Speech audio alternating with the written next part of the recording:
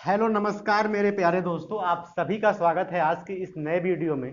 मेरे प्यारे दोस्तों, आज के इस वीडियो में हम लोग ज्योग्राफी का पूरा रिवीजन कर लेंगे। मतलब वर्ल्ड ज्योग्राफी बेसिकली आज कवर करेंगे और कल हम लोग ज्योग्राफी ऑफ इंडिया से क्या महत्वपूर्ण प्रश्न बन सकते हैं उसको देखेंगे। देखिए, मैं फिर ये कह रहा हूँ कि ये एक रिवीजन सेशन है, तो इसमें बहुत सारी जो महत्वपूर्ण चीजें हैं वो सारी महत्वपूर्ण पॉइंट हम लोग कवर कर रहे होंगे और आपके एग्जाम के ओरिएंटेड चीजें बात करी जाएंगी। इसमें बहुत ज़्यादा डिटेल में और डेप्थ में जाने की जरूरत नहीं है। आपके एग्जाम में जो प्रश्न आते हैं वो बहुत ऊपर ऊपर से आते हैं, बहुत अंदर से नहीं आते हैं, तो हमें को उसी के ओरिएंटेड पढ़ना है। ठीक है,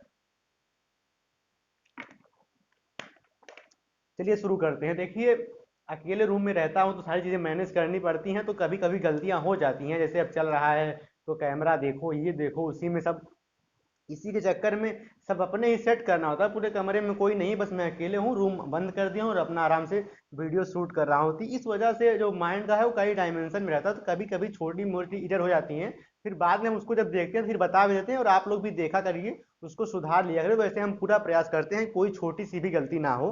बट आज का जो वीडियो है, ज्योग्राफी है, ये कॉन्सेप्चुअल सब्जेक्ट है, ये रटने वाली सब्जेक्ट नहीं है। तो हम लोग ज़्यादा से ज़्यादा कोशिश करेंगे कि इसको समझें। बाकी याद आप लोग करना आपका काम है, बाकी हम याद भी कराने का भरसक प्रयास करेंगे। देखिए, सबसे पहले ज्योग्राफी। ज्योग्राफी की बात करें, ज्योग्राफी है क्या मेरे प्यारे दोस्तों? तो ज्योग्राफी में एक बहुत अपने आप में बहुत ब्रॉड साइंस, और कहा जाता है कि geography is the mother of all sciences. ये सारी चीजें आप लोग जब फर्स्ट ईयर में आएंगे, जिनको ज्योग्राफी मिलेगा वो पढ़ेगा। लेकिन ज्योग्राफी के बारे में, ज्योग्राफी है क्या, अब इसको अगर हम डिफाइन करने लगे तो हमको कम से कम 1 घंटा तो यही डिफाइन करने लगेगा कि ज्योग्राफी एक्चुअल में है क्या, इसकी डेफिनेशन क्या है, कैसे कैसे इसका विस्तार होता है। और फिर लास्ट में चल के 1957 में एक बुक लिखते हैं रिचर्ड हार्टसोन, और वो उस बुक का नाम है perspective on the nature of geography. उसमें वो ज्योग्राफी को जो सबसे मोस्ट एक्सपेक्टेड डेफिनेशन है कि उसमें वो लिखते हैं कि geography is concern to provide accurate ordinary rational description and interpretation of variable character on the earth surface. ये ज्योग्राफी की मतलब सबसे मानी गई डेफिनेशन है। लेकिन ये सब आपके एग्जाम में आना नहीं, ये सब चीजें आप बीए फर्स्ट ईयर में पढ़ेंगे जिनको ज्योग्राफी मिलेगा। हम लोग वो सब बात नहीं करेंगे, हम लोग वो बात करेंगे जो आपके एग्जाम में आएगा। तो अब हम लोग शुरू करते हैं। ज्योग्राफी में बहुत ज्यादा डेप्थ में ना जाते हुए आपके एग्जाम में प्रश्न कहां से बनेंगे वो देखते हैं। सबसे पहले आपको ये समझना है, सबसे पहले इसमें ज्योग्राफी से 3 प्रश्न आपको बनेंगे। सबसे पहले अगर आपसे पूछता है कि ज्योग्राफी के फादर कौन है, तब आपका उत्तर होगा हिकैटियस। तब आपका उत्तर क्या होगा बताइए? हिकैटियस। ज्योग्राफी के फादर कौन है, तो आपका उत्तर होगा हिकैटियस।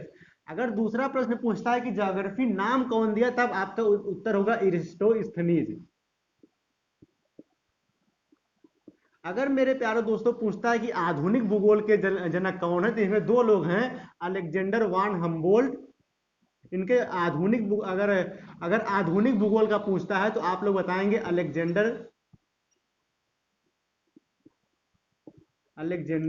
वान हम्बोल्ट। ये कही है, हम दूसरा समझ गए थे, हम ह्यूमन ज्योग्राफी का सोच रहे थे। देखिए, ज्योग्राफी से 3 प्रश्न बनेंगे सामान्यतः कि ज्योग्राफी का जगन जनक कौन है, तो आपका उत्तर होगा हिकैटियस। भूगोल शब्द किसने दिया, आपका उत्तर होगा एरिस्टोस्थनीज। और आधुनिक भूगोल के जनक कौन है, अलेक्जेंडर वान हम्बोल्ट। ये तो मतलब बेसिक चीज है, ये तो याद करने वाली, इसमें कुछ समझाने को है नहीं, तो इसको भी आप लोग एक पॉइंट देख लीजिएगा। अब हम लोग चलते हैं कि हम लोग ज्योग्राफी में पढ़ेंगे कैसे। देखिए, ज्योग्राफी में हम लोग आज पहले स्टेप में क्या क्या कवर करेंगे। सबसे पहले शुरू करेंगे ब्रह्मांड में क्या है, यूनिवर्स में क्या है, ब्रह्मांड पढ़ना है। उसके बाद आकाश गंगा क्या होती है, आकाश गंगा। उसके बाद देखेंगे तारा, और तारा के बाद देखेंगे ग्रह, और ग्रह के बाद देखेंगे उपग्रह। इतनी चीजें पहले फटाक से रिवीजन करेंगे, फिर उसके बाद चलेंगे। देखिए, इसको समझने के लिए मेरे प्यारे दोस्तों, सबसे पहले आपको यह समझना है जो ब्रह्मांड है, यूनिवर्स क्या है। तो जो छोटी से सूक्ष्म जीव से लेकर असंख्य असंख्य असंख्य आकाश गंगाओं के समूह को यूनिवर्स कहते हैं या ब्रह्मांड कहते हैं। देखिए, इसमें आपसे कोई प्रश्न नहीं बनेगा, ये थ्योरेटिकल पार्ट है। ब्रह्मांड के संबंध में आपसे कोई प्रश्न ऐसे नहीं बनेगा। सिर्फ आपको याद रखना है कि ये ब्रह्मांड की जो ओरिजिन ऑफ यूनिवर्स की जो थ्योरी है, एक बिग बैंग थ्योरी, वो थ्योरी भी हम नहीं एक्सप्लेन कर रहे हैं। उस थ्योरी से भी बहुत डेप्थ में प्रश्न नहीं आएगा। आपको एक पॉइंट नोट कर लेना है कि ये बिग बैंग थ्योरी कौन दिया था, तो आपको याद होना चाहिए जॉर्ज लेमेंटेयर। ये बात आपको एक पॉइंट याद रखना है कि बिग बैंग थ्योरी दिया किसने था। उसके बाद हम मेरे प्यारे दोस्तों बात करते हैं आकाश गंगा क्या होती है या गैलेक्सी क्या होती है। देखिए, जो ये तारा होते हैं, इन तारा के समूह को आकाश गंगा कहते हैं। तारा के समूह को आकाश गंगा कहते हैं। और ब्रह्मांड में बहुत सारी आकाश गंगाएं हैं। यहाँ आकाश गंगा और तारा से एक क्वेश्चन 100% बनेगा। कैसे बनेगा समझिए। देखिए हम ये बना रहे हैं आकाश गंगा, ये सब क्या है, ये सब तारा है, ये सब तारा है, ये सब ये सब ये सब ये सब ये सब ये सब क्या है, ये सब तारा है। अब ये तारा है और एक आकाश गंगा यहाँ पे, ऐसे ऐसे ब्रह्मांड में बहुत असंख्य आकाश गंगाएं हैं और इसमें असंख्य तारे हैं। ये सब तारे हैं जो छोटे छोटे बिंदु बिंदु टाइप आप देख रहे हैं। देखिए इसमें सबसे पहले पूछेगा कि तारा के इस समूह को आकाश गंगा कहते हैं। ये भी एक आकाश गंगा है, ये भी एक आकाश गंगा है, एक और बना लीजिए, ये भी एक आकाश गंगा है, इसमें भी असंख्य तारे हैं। देखिए प्रश्न कहां से बनेगा और कैसे बनेगा। सबसे पहला प्रश्न बनेगा कि जो सूर्य है वो क्या है, एक तारा है। और तारा किसे कहते हैं, तारा भी कैसे किसे कहते हैं, तारा उसे कहते हैं जिसके पास अपनी खुद की ऊर्जा और उष्मा और एनर्जी हो, उष्मा और ऊर्जा हो, हीट और एनर्जी हो। देखिए इसमें प्रश्न कहां से बनेंगे। सबसे पहला प्रश्न बनेगा कि जो हमारा तारा है, जो हमारा तारा क्या है, हमारा तारा सूर्य है। ये सूर्य जो है ये किस आकाश गंगा में है, ये सूर्य किस आकाश गंगा में है। तो इस आकाश गंगा के, हमारी आकाश गंगा का नाम है मिल्की वे। अंग्रेजी में कहते हैं, हिंदी में कहते हैं दुग्ध मेखला, दुग्ध मेखला। देखिए यहां से समझिए, यहां से एक प्रश्न बनेगा आपके एग्जाम में। लूसेंट में 1 लाइन में दिया है, आप याद कर सकते हैं, लेकिन हमारा काम आपको समझाना है जिससे आपको आसानी से याद हो जाए और भूले ना। देखिए दूध मेखला या इसी को इंग्लिश में मिल्की वे कहते हैं, मिल्की वे कहते हैं। ये हमारी जो आकाश गंगा, ये पूरी मिल्की वे है, ये हमारी पूरी मिल्की वे है। और इस हमारी मिल्की वे आकाश गंगा में हमारा तारा सूर्य है। अब यहां से क्या प्रश्न पूछता है कि हमारे जो सूर्य के नजदीकी तारा, हमारे सूर्य के नजदीकी तारा कौन सा। ये देखिए लाल से इसको भी बना दे रहे हैं, ये सूर्य है। और इस सूर्य का नजदीकी तारा जो है इसको कहते हैं प्रॉक्सिमा सेंचुरी। क्या कहते हैं बताइए मेरे प्यारे दोस्तों, प्रॉक्सिमा सेंचुरी कहते हैं इसको, इसको कहते हैं प्रॉक्सिमा सेंचुरी। ये देखिए सबसे पहले जो हमारी ये आकाश गंगा है, आकाश गंगा में असंख्य तारे हैं। इसमें इस हमारी आकाश गंगा को दुग्ध मेखला या इंग्लिश में मिल्की वे कहते हैं। और इस हमारा जो तारा है सूर्य, इसी आकाश गंगा में, और हमारे सूर्य तारा के सबसे करीबी जो तारा है उसको प्रॉक्सिमा सेंचुरी कहते हैं। अगर आपसे पूछता है कि हमारी आकाश गंगा यानी मिल्की वे या दुग्ध मेखला की जो सबसे नजदीकी आकाश गंगा कौन है, ये सबसे नजदीकी आकाश गंगा है, इसको एंड्रोमेडा कहते हैं। इंग्लिश में क्या कहते हैं बताइए, एंड्रोमेडा कहते हैं। और इंग्लिश में, हिंदी में देवयानी कहते हैं। यहां से देखिए 3 प्रश्न बनेंगे। सबसे पहले हमारा तारा जो सूर्य है वो किस आकाश गंगा में है, तो दुग्ध मेखला या मिल्की वे। हमारे तारा का करीबी तारा कौन है, प्रॉक्सिमा सेंचुरी। हमारी इस पूरी आकाश गंगा का सबसे करीबी आकाश गंगा कौन सी है, तो एंड्रोमेडा या देवयानी। अच्छा, ये इस 3 आकाश गंगाओं को मिलाकर सुपर क्लस्टर कहते हैं। अगर तीन आकाश गंगाएं मिलती है, 3 आकाश गंगाओं को मिलाकर सुपर क्लस्टर कहते हैं। तो हमने ऊपर की चीज देखी, आकाश गंगा में कहां से प्रश्न बन सकती है, 3-4 प्रश्न। यहां से आपको 3-4 पॉइंट ध्यान रखना है। तारा क्या है, सूर्य एक तारा है जिसमें खुद की एनर्जी होनी चाहिए और खुद की ऊष्मा होनी चाहिए। और अब हम लोग आते हैं ग्रह पे। देखिए सूर्य के बारे में हो गई, ग्रह क्या होते हैं मेरे प्यारे दोस्तों। ग्रह जो आकार में साइज होते हैं और वो किसी ना किसी तारा का चक्कर लगाते हैं। ऐसे आकाशीय पिंड को, ऐसे सेलेस्टियल बॉडी को हम लोग ग्रह कहते हैं। और उपग्रह किसे कहते हैं, जो ग्रह का चक्कर लगाते हैं उसे उपग्रह कहते हैं। ये बेसिक पॉइंट थी। अब उसके बाद हम लोग ग्रह को देखेंगे, सारे ग्रह को पढ़ेंगे। इसमें इतने इस टॉपिक में से आकाश गंगा तारा में से 3-4 प्रश्न जो एकदम निचोड़ है वो आपके सामने। उम्मीद करता हूं आप लोग बहुत बेहतरीन ढंग से ये तीनों चारों पॉइंट समझ पाए होंगे कि आकाश गंगा है क्या, कौन सी हमारी आकाश गंगा है और कौन सी हमारी सबसे करीबी आकाश गंगा है। और उसके साथ ही साथ हमारे तारा मतलब सूर्य के सबसे करीबी तारा कौन सा है। ये 4-5 पॉइंट आपके दिमाग में बहुत बैठ गए होंगी। अब हम एक बार ही पूछते हैं, चलिए चलो बताइए हमारी आकाश गंगा की नजदीकी आकाश गंगा कौन है। आप बताइए इसका उत्तर क्या होगा। इसका उत्तर होगा एंड्रोमेडा या देवयानी। अगर हम पूछते हैं हमारा तारा सूर्य है या हमारे तारे का सबसे नजदीकी तारा कौन सा, तो आपका उत्तर होगा प्रॉक्सिमा सेंचुरी। और 3 आकाश गंगाओं को मिलाकर सुपर क्लस्टर कहते हैं। इतना पॉइंट आपके दिमाग में बिल्कुल याद रहना चाहिए। चलिए साहब आगे। अब हम लोग बात करते हैं ग्रह की। उससे पहले, ग्रह से बात करने से पहले अपने तारा के बारे में पढ़ ले हल्का से, सूर्य के बारे में। देखिए ये हमारा सूर्य है। सूर्य से क्या क्या इंपॉर्टेंट पॉइंट बन सकते हैं वो देखिए। ये देखिए सूर्य है।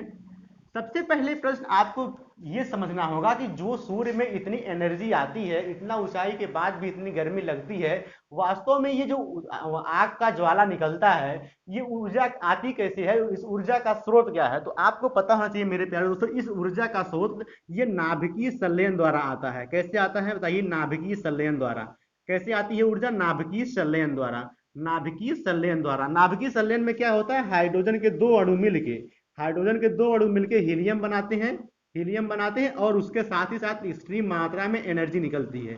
तो इसमें ये इसके किस पार्ट में होता है? क्रोड वाले भाग में, अंदर वाले भाग में नाभिकीय संलयन होता है, न्यूक्लियर फ्यूजन होता है, जिसकी वजह से हाइड्रोजन के दो अणु मिलकर हीलियम बनते हैं और उसके साथ ही साथ एक्सट्रीम एनर्जी निकलती है। तो इसका एनर्जी का स्रोत क्या हुआ? नाभिकीय संलयन हुआ। इसमें क्या होता है, ये पॉइंट आपको याद रखना है।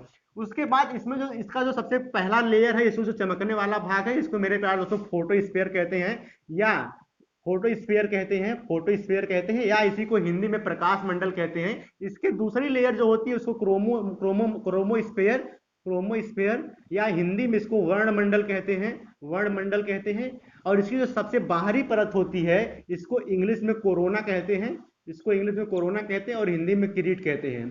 देखिए इसमें से कहां से क्या क्या प्रश्न बनेंगे। सबसे पहले इसमें एनर्जी कहां से आती है? तो नाभिकीय संलयन द्वारा। कैसे होता है नाभिकीय संलयन की क्रिया, ये आपके सामने है। फोटोस्फीयर सबसे जो इसका सबसे चमकीला भाग होता है उसको फोटोस्फीयर कहते हैं। वर्णमंडल में जो है सोलर स्पॉट या सौर कलंक बनते हैं। अगर आपसे प्रश्न पूछता है कि सोलर स्पॉट या सौर कलंक कहाँ बनते हैं, या सौर धब्बे कहाँ बनते हैं, तो आपको उत्तर होगा क्रोमोस्फीयर में। इसमें एक शीतल पदार्थ कुछ बन जाता है, इसको सौर कलंक या सोलर स्पॉट कहते हैं। और ये जो कोरोना या किरीट होता है, जब सूर्य ग्रहण लगता है तो ये यही वाला भाग दिखता है, कोरोना या किरीट वाला, और इससे यक्स रे निकलती है, यक्स रे निकलती है, जो हमारे स्वास्थ्य के लिए हानिकारक होती है। इसीलिए आप लोग पढ़े होंगे या फिर गांव में सुने भी होंगे कि जब सूर्य ग्रहण लगता है तो लोग कहते हैं कि सूर्य की तरफ मत देखो, हमारी आंखों के लिए हार्मफुल होगा, नुकसानदायक होगा। तो सूर्य के बारे में इतनी महत्वपूर्ण पॉइंट था, उम्मीद करता हूं आपको समझ में आया होगा और आपका रिवीजन बेहतरीन ढंग से और एक परफेक्ट अप्रोच के साथ चल रहा होगा। आगे बढ़ते हैं मेरे प्यारे दोस्तों, चलते हैं अब अपनी क्या नाम से ग्रह के बारे में। देखिए ग्रह को शुरू करने से पहले आपको दो तीन बातें याद रखनी है। सबसे पहले देखिए ये हमारा सूर्य है, ये हमारा क्या होता है? ये सूर्य, सूर्य है, ये सूर्य बना दिए इसको हम सन। अब देखिए सन से वास्तव में ये जो हम बना रहे हैं सन, देखिए ये कैसे बना रहे हैं और इसको हम शार्ट में कैसे लिख रहे हैं। ये देखिए सन है, ये मान लीजिए सन है, इसके ऊपर बुध है, फिर शुक्र है, ऐसे चक्कर लगा रहे हैं। लेकिन यहाँ पे हम आपको यही चीज हम शार्ट में ऐसे बना रहे हैं। देखिए आप लोग समझिएगा, देखिए ये है सन, सन के बाद बुध, बुध के बाद शुक्र, शुक्र के बाद पृथ्वी, पृथ्वी के बाद मंगल, मंगल के बाद यहाँ पे कुछ होते हैं उल्का पिंड, और उसके बाद मंगल के बाद सोम, बुध शुक्र पृथ्वी मंगल, उसके बाद बृहस्पति, उसके बाद ये शनि, उसके बाद ये अरुण, और उसके बाद ये वरुण। ये देखिए सबसे पहले आपको 8 ग्रह हैं। कौन कौन से बताइए हमारे साथ? सबसे पहले बुध, शुक्र, पृथ्वी, मंगल, बृहस्पति, शनि, अरुण, वरुण। नाम सबसे पहले आपको याद रखना है, सबसे पहले नाम याद रखना है पृथ्वी सूर्य से दूरी के क्रम में। तो सबसे पहले क्या है? बुध, शुक्र, पृथ्वी, मंगल, बृहस्पति, शनि, अरुण, वरुण। इसको अंग्रेजी में याद करेंगे Mercury, Mercury, Venus, Earth, Mars, Jupiter, Saturn, Uranus, Neptune. अंग्रेजी वाले याद करेंगे। देखिए अंग्रेजी में याद करना बहुत आसान है, इसकी एक ट्रिक भी है कि my very effective mother just seen us 9 planet, ये से 9 बन जाएगा और प्लेनेट आगे है। अंग्रेजी में भी याद कर लीजिएगा। देखिए माई मरकरी, वेरी वीनस, इफेक्टिव अर्थ, एम से मार्स, जस्ट मतलब जस्ट सीन अस 9 planet, Jupiter, Saturn, Uranus, Neptune. सबसे पहले तो ये सबसे बेसिक चीज है, आपको इन सारे ही ग्रहों के पृथ्वी से सूर्य से बढ़ती हुई दूरी के क्रम में इन सारे ही ग्रहों के नाम याद होने चाहिए। सबसे पहली नीड यही है। अब देखिए इसमें से इस 8 ग्रहों में से कहां से प्रश्न बनते हैं और कैसे बनते हैं। देखिए एक बात सबसे पहले, इस सारी ही पॉइंट यानी हम लोग कवर कर लेंगे, सभी ग्रह से क्या क्या महत्वपूर्ण प्रश्न बनते हैं। उसके पहले 2-3 पॉइंट आप लोग देखिए, 2-3 पॉइंट आप लोग कहां देखेंगे? सबसे पहले यही देख लीजिए, दिख रहा होगा। सबसे पहला पॉइंट ये है कि आपको ये समझना है कि वर्ष 2006 से पहले नौ नौ ग्रह हुआ करते थे, लेकिन 2009 में 2006 में एक ग्रह था जिसका नाम था प्लूटो। प्लूटो एक ऐसा ग्रह था जिसको 2006 में निकाल दिया गया और इसको बौना ग्रह की श्रेणी में रख दिया गया। तो वर्तमान में ग्रह की संख्या कितनी है? 8। सबसे पहली बात ये। अच्छा, उसके बाद आपको एक पॉइंट क्या ध्यान रख रही है, सबसे पहले प्लूटो पहले 9 ग्रह था, वो निकल गया कब? 2006 में। उसके बाद आपको क्या ध्यान रखना है, देखिए इसके बाद आपको 2 पॉइंट और ध्यान रखनी है। सबसे पहले एक खगोल शास्त्री हुए जिनका नाम है टालमी। जिनका नाम था क्या था? ये टालमी। टालमी एक खगोल शास्त्री हुए और उन्होंने बताया कि जो सूर्य है वो केंद्र में ना होकर पृथ्वी केंद्र में है और सूर्य इसका चक्कर लगाता है। सबसे पहले ये बात कौन बताए थे? टालमी बताए थे। लेकिन ये बात आगे चल के गलत साबित होती है और एक दूसरे खगोल शास्त्री आते हैं जिनका नाम है कापरनिकस। ये बहुत विशेष पॉइंट है, आपको बिल्कुल याद होना चाहिए। हम उम्मीद करते हैं ये सब चीजें आपको याद होंगी, हम बस मतलब बता दे रहे हैं। ये कापरनिकस आते हैं और ये बताते हैं कि नहीं, ये बात गलत है, सूर्य केंद्र में है और पृथ्वी सहित सभी ग्रह इसे चक्कर लगाते हैं। यहां से ये 2 पॉइंट आपको याद रखनी है। एक पॉइंट और हमने आपको जो बताया उसको याद रखनी, ये 3 पॉइंट आपके दिमाग में रहनी चाहिए हर हाल में। चलिए, ये 3 पॉइंट हो गई। टालमी ने बताया कि सूर्य चक्कर लगाता है, लेकिन बाद में कापरनिकस बताया कि नहीं, पृथ्वी और अन्य ग्रह इसके चक्कर लगाते हैं। ठीक है। अब उसके बाद देखिए, इसके बाद से ये सबसे पहले ग्रह के सीक्वेंस में आपके नाम याद हो गए और प्लूटो 2006 में निकला, ये पॉइंट आपको कवर हो गया। देखिए, अब ये जो 4 ग्रह हैं, ये जो 4 ग्रह हैं, इसको आंतरिक ग्रह कहते हैं या इसको पार्थिव ग्रह कहते हैं। ये जो 4 ग्रह है बाहर वाले, इसको बाह्य ग्रह कहते हैं। और ये बीच में कुछ उल्का पिंड है। उल्का पिंड मतलब ये क्या होते हैं? बड़े बड़े पिंड होते हैं, आकाशीय पिंड होते हैं, जो इन दोनों को टकराने से इनका बिखराव हुआ था। जब आप बिग बैंग थ्योरी पढ़ेंगे, ये बीच में कुछ उल्का पिंड रह गए हैं, कुछ उल्का पिंड है बीच में। अब देखिए कहां से कैसे प्रश्न बनते हैं। सबसे पहले तो आपको बुध शुक्र पृथ्वी मंगल ये आंतरिक ग्रह है, बृहस्पति शनि अरुण वरुण ये बाह्य ग्रह हैं। अब देखिए कैसे प्रश्न बनते हैं। सब कुछ ठीक चल रहा है ना? दिख रहा है साहब? जी बिल्कुल दिख रहा है, बिल्कुल सही चल रहा है। चलिए, ये देखिए, Budh Shukra Prithvi Mangal Brihaspati Shani Arun Varun, Mars Venus Earth Mercury Venus Earth Mars Jupiter Saturn Uranus और नेपच्यून। ये सबसे पहले क्रम याद हो जाए। देखिए अब प्रश्न कहां से बनेंगे इस 9 ग्रह में से समझिए। सबसे पहला पॉइंट आप लोग सबसे पहला पॉइंट याद कर लेंगे, ये सभी ग्रह जो होते हैं वो सभी ग्रह पश्चिम से पूर्व की ओर चक्कर लगाते हैं। पश्चिम से पूर्व की ओर चक्कर लगाते हैं। लेकिन इसमें 2 अपवाद हैं। 2 अपवाद हैं, कौन कौन? देखिए 2 अपवाद हैं, कौन कौन? इधर से दूसरे नंबर वाला, इधर से दूसरे नंबर वाला यानी कि शुक्र, और इधर से दूसरे नंबर वाला यानी कि अरुण। इधर से देखिए, याद करना कितना आसान है, इधर से दूसरे नंबर वाला यानी कि शुक्र, उधर से दूसरे नंबर वाला यानी कि अरुण। ये दोनों मेरे प्यारे दोस्तों उल्टा चक्कर लगाते हैं, यानी पूर्व से पश्चिम की ओर चक्कर लगाते हैं। और यहाँ पे सूर्योदय पश्चिम में होता है। तो प्रश्न कैसे भी पूछे कि कहां पे सूर्योदय पश्चिम में होता है, आपका उत्तर होगा शुक्र और अरुण में। ये कैसे ग्रह लगाते हैं? पूर्व से पश्चिम की ओर लगाते हैं, जबकि सभी ग्रह पश्चिम से पूर्व की ओर चक्कर लगाते हैं। पहला पॉइंट आपको याद रखना है। अब देखिए सेपरेट किस ग्रह से कौन से क्वेश्चन बनते हैं। सबसे पहले आपको बुध के बारे में पढ़िए। सबसे पहले बुध में मेरे प्यारे दोस्तों आपको याद रखना है, सबसे पहले बुध में सबसे पहला पॉइंट इसका जो है, ये सबसे छोटा ग्रह है और पृथ्वी और सूर्य का सबसे करीबी ग्रह है। 2 पॉइंट देखिए, ये जितने भी अंदर वाले ग्रह हैं ये सब छोटे ग्रह हैं, और जो इतने बाहर वाले ग्रह हैं ये सब देखिए साइज में हम जानबूझ के बड़े बनाए, ये सब बड़े ग्रह हैं। इसमें आपको याद रखना है बुध में सबसे पहले जो है सूर्य के सबसे करीबी है, और दूसरा पॉइंट आपको नोट करना है कि ये सबसे छोटा ग्रह है। उसके बाद इसका एक विशेष गुण है, इसमें चुंबकीय क्षेत्र होता है। चुंबकीय क्षेत्र का होना इसका विशेष गुण है।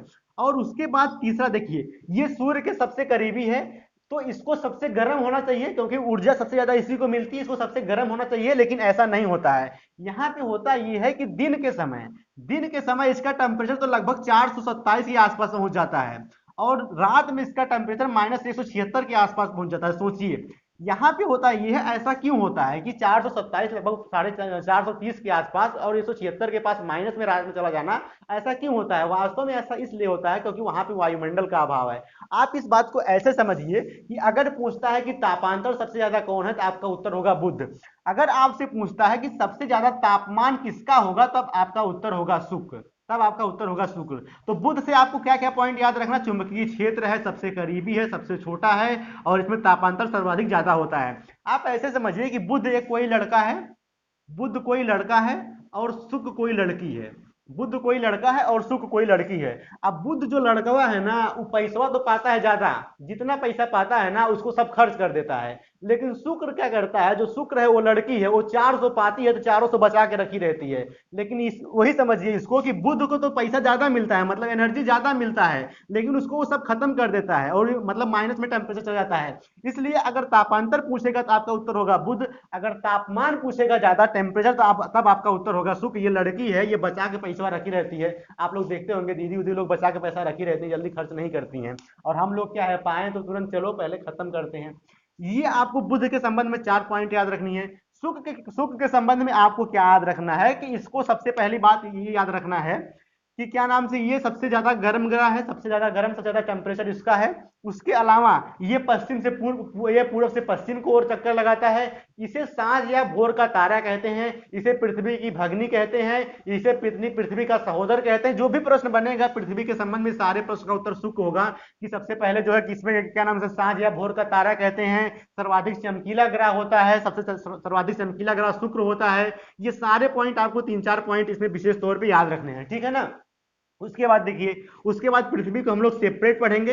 अभी तक आपको बुध के बारे में ये 4 पॉइंट, शुक्र के बारे में ये 3-4 पॉइंट याद रखनी है, पृथ्वी को सेपरेट पढ़ेंगे। और अब देखिए हम लोग आते हैं मंगल पे। मंगल से क्या क्या महत्वपूर्ण प्रश्न बन सकते हैं। सब ठीक दिख रहा है ना, ठीक दिख रहा है कि नहीं? अच्छा तो दिख रहा है, चलिए। देखिए मंगल में सबसे पहला पॉइंट आपको याद रखना है मेरे प्यारे दोस्तों, इसको लाल ग्रह कहते हैं। ये लाल रंग का होता है, और लाल रंग किस लिए होता है, क्योंकि इसमें रेड ऑक्साइड की उपस्थिति के कारण इसका रंग लाल होता है। तो इसको लाल ग्रह पूछेगा अगर तो आपका उत्तर होगा मंगल। मंगल से आपको एक पॉइंट याद रखना है मेरे प्यारे दोस्तों, ये अपने अक्ष पे 25 डिग्री झुका है। और अगर ये अपने अक्ष पे 25 डिग्री झुका है तो इसका मतलब ये बात तो निश्चित हुई कि इसमें ऋतु परिवर्तन होगा। जैसे भारत में जो ऋतु परिवर्तन होता है, आप लोग शरद ऋतु, बसंत पढ़ते हैं, जो ऋतु आती हैं, ये ऋतु वास्तव में क्यों आती है, क्योंकि पृथ्वी अपने अक्ष पर सीधे ना होकर 23.5 डिग्री झुकी है, और वो 23.5 डिग्री झुकने के कारण ही भारत में ऋतु परिवर्तन होता है। वैसे ये अपनी अक्ष से 25 डिग्री झुका हुआ है, तो यहाँ पे भी ऋतु परिवर्तन 100% होगा। तो अगर आपसे पूछता है कि लाल ग्रह किसे कहते हैं और ऋतु परिवर्तन कहां से होगा, तो आपका उत्तर होगा मंगल। उसके बाद देखिए कहां से प्रश्न बनेंगे आगे। अब ये चारों आंतरिक ग्रह हम लोग कवर कर लिए हैं। अब हम लोग आते हैं बाह्य ग्रह पे। देखिए और एक चीज आपको याद रखनी है, एक चीज और आपको याद ये रखनी है कि ये जितने भी आंतरिक ग्रह होते हैं, इसमें कोई उपग्रह नहीं होता। देखिए बुध का कोई उपग्रह नहीं होता है, शुक्र का कोई उपग्रह नहीं होता। देखिए लॉजिक है, ये सब चीजें याद करने वाली वास्तव में है नहीं। ये वास्तव में सूर्य का गुरुत्वाकर्षण बल इनके जो है उपग्रहों को खींच लिया है, इसके भी उपग्रह को खींच लिया है, लेकिन यहाँ पे दूरी अधिक होती है। यहाँ से उपग्रह का सिलसिला शुरू होता है, और पृथ्वी का एक उपग्रह है जिसका नाम है चंद्रमा, और मंगल के 2 उपग्रह है, एक का नाम है फोबोस और एक का नाम है डीमोस। ये आपको याद रखना है। बाकी इन सबके पास अब उपग्रहों की संख्या बढ़ती जाएगी।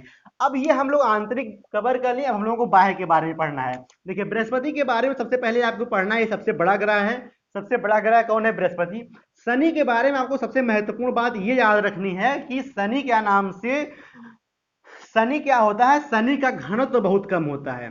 शनि का घनत्व तो बहुत कम होता है, मतलब इसका घनत्व तो जल से भी कम होता है। मतलब अगर इसको जल में डाल देंगे तो जल में डूबेगा नहीं, उसमें तैरता रहेगा। तो घनत्व सबसे कम किसका होता है, डेंसिटी सबसे कम किसकी होती है? शनि की। अरुण के बारे में आपको 1-2 पॉइंट बस याद रखनी कि अरुण एक ऐसा ग्रह है जो बहुत झुका हुआ है, इसलिए इसको लेटा हुआ ग्रह कहते हैं। अगर आपसे प्रश्न पूछता है कि लेटा हुआ ग्रह किसे कहते हैं, तो आपका उत्तर होगा अरुण। अगर आपसे पूछता है वरुण के बारे में, तो वरुण का रंग जो होता है वो हरा होता है, और इसमें एक विशेष गैस मीथेन CH4 जिसको कहते हैं विशेष तौर पे पाई जाती है। तो ये 2-4 पॉइंट आपको विशेष तौर पे ध्यान रखने ये सारे ग्रहों के संबंध में। बाकी एक आध पॉइंट जो छूट जा रही है, बाकी आप लोग वहां से ऐड कर लीजिएगा। सबसे पहले सीक्वेंस में क्रम याद रखना है। अब सीक्वेंस में क्रम याद होगा, जैसे मान लो द्रव्यमान में पूछता है, तो आपको दिमाग थोड़ा लगाइए कि अगर पूछ रहा है सबसे कम द्रव्यमान कौन होगा, जो सबसे छोटा ग्रह होगा उसका द्रव्यमान भी सबसे कम होगा, जो सबसे बड़ा है उसका द्रव्यमान भी सबसे ज्यादा होगा। तो ये सारी चीज, सबसे छोटा बुध, सबसे बड़ा बृहस्पति, ये सारी चीज आप लोग समझ के याद कर लीजिएगा। जो महत्वपूर्ण पॉइंट बन सकते थे ग्रह से, वो सारे ही पॉइंट हमने कवर करा दिए हैं। हमने सूर्य के बारे में बता दिया, हमने आकाश गंगा के बारे में बता दिया, हमने आपको तारा के बारे में जो महत्वपूर्ण बात थी बता दी। सारे ग्रह खत्म हो गए। अब हम लोग वो अपने ग्रह जिससे हम लोग रहते हैं, का नाम आप लोग जानते हैं, जिसका नाम है पृथ्वी। ठीक है मेरे प्यारे दोस्तों, जिसका नाम क्या है, तो ये पृथ्वी। अब हम लोग पृथ्वी के बारे में देखते हैं।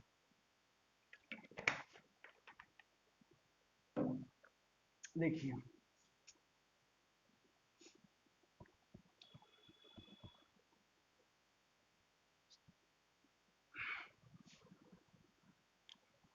मेरे प्यारे दोस्तों, ये देखिए है पृथ्वी, ये है पृथ्वी।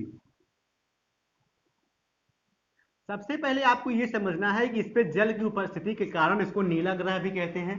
पृथ्वी मेरे प्यारे दोस्तों अपने अक्ष पर ऐसे सीधे ना होकर, अपने अक्ष पर ऐसे सीधे ना होकर ये अपने अक्ष से 23 डिग्री, 23.5 डिग्री, 23.5 डिग्री झुकी हुई है। 23.5 डिग्री झुकी हुई है, और ये 23.5 डिग्री झुकने के कारण ही भारत में ऋतु परिवर्तन होता है, यानी कि ठंडी और गर्मी आती है। तो अगर आपसे पूछता है कि पृथ्वी पे ऋतु परिवर्तन क्यों होता है, तो आपका उत्तर होगा अपनी अक्ष पर 23.5 डिग्री झुके होने के कारण भारत में, मतलब पृथ्वी पर ऋतु परिवर्तन होता है। और ये बात हमने एक ग्रह में और देखी, उस ग्रह का नाम था मंगल, वह अपने अक्ष पर 25 डिग्री झुका हुआ है। अगर ये तो अपनी मेन एक्सिस से 23.5 डिग्री झुका हुआ है, लेकिन ये इस वाली एक्सिस से ये 66.5 डिग्री झुका हुआ है। तो आप ये मतलब याद रखेंगे कि अपने अक्ष से 23.5 डिग्री झुका हुआ है, जिसके कारण ये प्रक्रिया होती है। आप इस चीज को ग्लोब में बहुत बखूबी देख सकते हैं। ये देखिए ग्लोब है, ये जो डंडा है ना, ये डंडा देखिए सीधा नहीं है। ये अगर सीधा होता तो बिल्कुल यहाँ पे होता, लेकिन ये डंडा यहाँ ना होके यहाँ है, देखिए ऐसे है। ये डंडा अगर हम इसको ऐसे रख रहे हैं, देखिए ये इसको बिल्कुल सीधा होना चाहिए ना, लेकिन ये सीधा है क्या? सीधा नहीं है ना, ये अक्ष पे 23 डिग्री, 23.5 डिग्री झुका हुआ है। उसके बाद देखिए क्या समस्या है और समझिए। इसके बाद यहाँ से क्या प्रश्न बनते हैं पृथ्वी से, और देखिए ये देखिए सूर्य है, ये कौन है बताइए? सन है। ये सन, और ये पृथ्वी ऐसे चक्कर लगाती है कैसे पथ पे? अति परवलयाकार, रेक्टेंगुलर हाइपरबोला, अति परवलयाकार पथ पे चक्कर लगाती है। देखिए इस चक्कर लगाने के क्रम में मेरे प्यारे दोस्तों एक बार ऐसा होता है कि सूर्य से पृथ्वी की दूरी सर्वाधिक होती है, और एक समय ऐसा आता है जब सूर्य से पृथ्वी की दूरी बहुत कम होती है, ये पृथ्वी होती है। देखिए यहाँ से ये वाली जो दूरी, यहाँ से ये वाली दूरी जब सूर्य और पृथ्वी के बीच की दूरी सबसे ज्यादा रहती है, तो इसको अपसौर कहते हैं। अपसौर, इस इंग्लिश में इसको एफिलियन कहते हैं। और अगर दूरी सबसे कम होती है तो इसको उपसौर कहते हैं। ये पॉइंट आपको याद रखना, सबसे ज्यादा दूरी होगी तो अपसौर, सबसे कम दूरी होगी तो उपसौर। आसानी से याद रखना, आ मतलब बड़ा, अपसौर मतलब जब दूरी सबसे ज्यादा होगी। ये घटना होती है आपकी 4 जुलाई को, ये घटना होती है 4 जुलाई को, और ये घटना होती है 3 जनवरी को। 4 जुलाई और 3 जनवरी को ये डेट आपको याद रखनी है। इसके साथ साथ आपको ये याद रखना कि अपसौर क्या होता है, उपसौर क्या होता है। जब पृथ्वी चक्कर लगाती है तो ये दो घटनाएं आपको याद रखनी है। बाकी आपको एक पॉइंट याद रखना है, क्या याद रखना है? अब बाकी चलते हैं हम लोग अक्षांश और देशांतर रेखाओं पे। देखिए मेरे प्यारे दोस्तों, आपको ये समझना है कि पृथ्वी पर कुछ काल्पनिक अक्षांश और देशांतर रेखाएं होती हैं। वास्तव में पृथ्वी पर ये रेखाएं हैं नहीं, ये एक काल्पनिक रेखाएं हैं, और इसका बहुत महत्वपूर्ण योगदान होता है, बहुत महत्वपूर्ण होती हैं ये रेखाएं। क्यों होती हैं, कैसे होती हैं, कैसे लैटिट्यूड यानी कि मतलब देशांतर रेखाओं से कैसे तिथि का निर्धारण करते हैं, अक्षांश रेखाओं का क्या यूज है, ये सारी चीजें डिस्कस कर रहे होंगे। सबसे पहले हम लोग अब अगला चैप्टर पढ़ रहे हैं, पृथ्वी से ये कोरिलेट करेंगे पृथ्वी के संबंध में। अच्छा एक पॉइंट और आप लोग देख लीजिए पृथ्वी के संबंध में, पहले एक पॉइंट और, फिर उसके बाद हम चलेंगे अक्षांश और देशांतर पे। देखिए ये पृथ्वी है, ये पृथ्वी है, ठीक। ये पृथ्वी से हम इसमें से इतना काट के ऐसे निकाल लिए हैं, पृथ्वी से ऐसे इतना काट के निकाल लिए, और हम इसको यहाँ पे बना दे रहे हैं। देखिए सबसे पहले इस पार्ट में आपको इसकी 3 परतें आपको विशेष तौर पे याद रखना। सबसे पहले ऊपर वाली को सियाल, दूसरी को सीमा, और तीसरे वाले को नीफे। देखिए इसको सियाल, सीमा, नीफे क्या कहते हैं, क्या इसका योगदान है। इसके अलावा आपको ये याद रखना है, अगर आपसे पूछता है कि पृथ्वी पर कौन सा तत्व तो सर्वाधिक मात्रा में पाया जाता है, आपका उत्तर होगा ऑक्सीजन, O2, लगभग 46%। अगर आपसे पूछता है कि पृथ्वी पर दूसरे नंबर पे कौन सा तत्व तो सबसे ज्यादा पाया जाता है, तो आपका उत्तर होगा सिलिकॉन, दूसरे नंबर पे। पहले नंबर पे ऑक्सीजन 46%, दूसरे नंबर पे सिलिकॉन। और इसी लगे हाथ इसको भी कंफर्म कर लीजिए कि अगर आपसे पूछता है कि वायुमंडल में कौन सा तत्व सबसे ज्यादा पाया जाता है तो आपका उत्तर होगा नाइट्रोजन, लगभग 78%। अगर उसके बाद से ये यहाँ पे आपको विशेष तौर पे ध्यान रखना है कि अगर पृथ्वी पे पूछेगा सबसे ज्यादा तो ऑक्सीजन, वायुमंडल में पूछेगा तो नाइट्रोजन, गलती करके पृथ्वी पे पूछेगा तो नाइट्रोजन मान के चले जाएंगे, गलती कर दीजिएगा 1 नंबर का, आराम से 2 नंबर का, 1 नंबर से। देखिए अब उसके बाद ये समझिए कि सियाल का मतलब ये सबसे ऊपरी परत है, इसमें सबसे ज्यादा सिलिकॉन है और एल्युमिनियम है। आपसे प्रश्न पूछेगा कि पृथ्वी की भूपर्पटी पर अर्थ क्रस्ट पे सबसे ज्यादा कौन से तत्व पाए जाते हैं, आपका उत्तर हुआ सिलिकॉन और एल्युमिनियम, इसीलिए इसको सियाल कहते हैं। देखिए सियाल का मतलब SIAL, इसका मतलब सिलिकॉन, इसका मतलब एल्युमिनियम, इसको मिला देंगे सियाल बोलेंगे। सीमा का मतलब सिलिकॉन और MA का मतलब मैग्नीशियम, ये सीमा है सिलिकॉन मैग्नीशियम। और NI का मतलब निकिल और FE का मतलब फेरस या जिसको आयरन कहते हैं। ठीक है, आयरन, निकिल और फेरस। अगर आपसे प्रश्न पूछेगा कोर में क्या होता है, निकिल और फेरस, मतलब इसमें बीच वाले में क्या होता है, सिलिकॉन और मैग्नीशियम, अर्थ क्रस्ट में क्या होता है, सिलिकॉन और एल्यूमिनियम। ये इतने पॉइंट आप लोग विशेष तौर पे याद रखेंगे। ठीक है, चलिए अब अक्षांश एवं देशांतर रेखाओं पे चलते हैं। टाइम क्या है, क्या चल रहा है, चलिए मेरे प्यारे दोस्तों 30 मिनट हो चुके हैं यार, एकदम क्या बताएं, जैसे सब पसीना हो रहा है इतना।